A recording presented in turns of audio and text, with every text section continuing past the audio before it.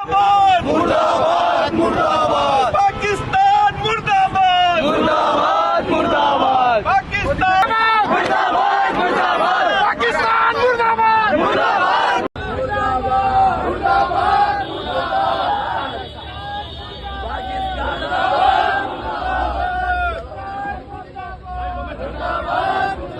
नमस्कार, स्वागत है आपका। मेरा नाम है शेख आरिफ। आप देख रहे हैं डेली टुडे न्यूज़।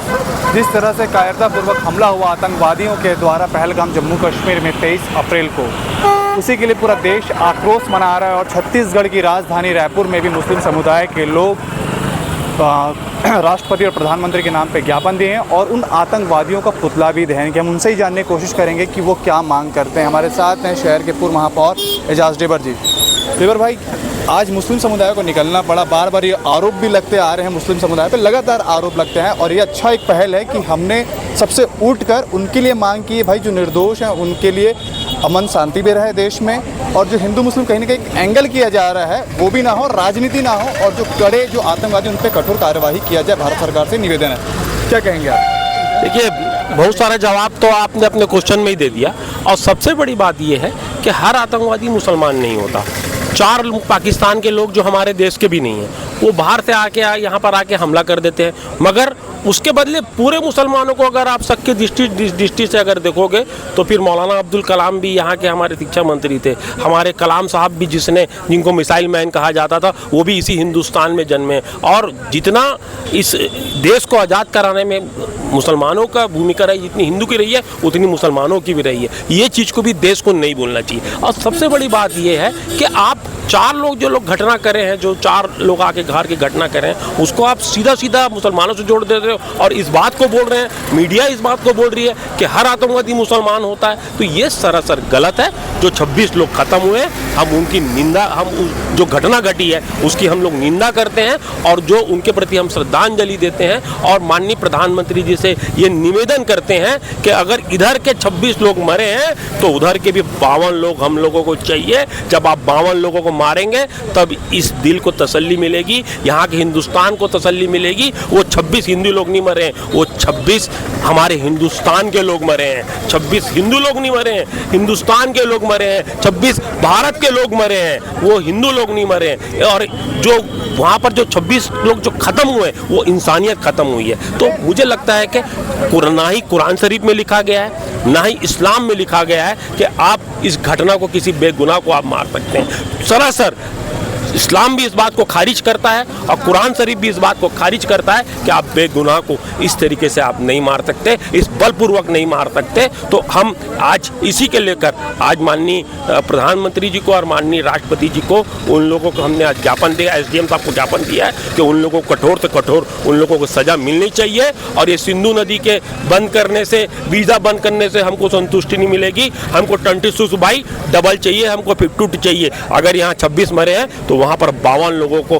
हम लोगों को सर कलम चाहिए, तब जाके हम लोगों को सुकून मिलेगा। और एक बात और बता दूं, मीडिया इस बात को तो बड़े उससे बता रहा है, मगर एक बार शहीद आलम के बारे में भी बता दे, जिसने अपनी जान की आहुति दे दी। वो लोग भी तो वो ये नहीं सोचा ना कि हिंदू और मुसलमान है। उसने देखा कि मेरे भारत के नागरिकता के ऊपर मैं अगर घोड़ा चलाता हूँ और यदि उनके ऊपर वो हो रहा है, तो उसने उन लोगों को बचाने का प्रयास किया। 10-12 लोगों को उसने ढकेला, उसके बाद उसके भी गोली मार दी गई। कल उसकी जनाजे की नमाज हो रही थी, 1.5 से 2 लाख लोग कश्मीर लोग वहाँ पर इकट्ठा थे। तो इस बात को भी मीडिया को दिखाना चाहिए कि ये हमारी जो हिंदू मुस्लिम की तहजीब है, जो हमारा एक गंगा जमुना का हमारा जो वो है कि हमारा जो शांति का टापू है हमारा देश, उसको बने रहना चाहिए। ना कि ये अभी इसमें राजनीति करने का मौका है, ना ही इसमें अभी कोई बिहार का चुनाव को देखना चाहिए, ना उत्तर प्रदेश के चुनाव को देखना चाहिए, और ना ही गुजरात के चुनाव को देखना चाहिए।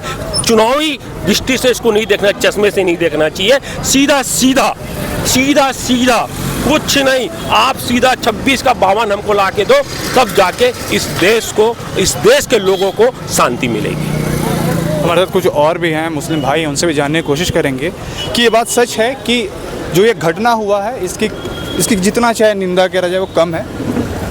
पर ये भी सबसे बड़ा सवाल है कि इंटेलिजेंस एजेंसी क्या कर रहा था, आखिर वो लोग कैसे हैं?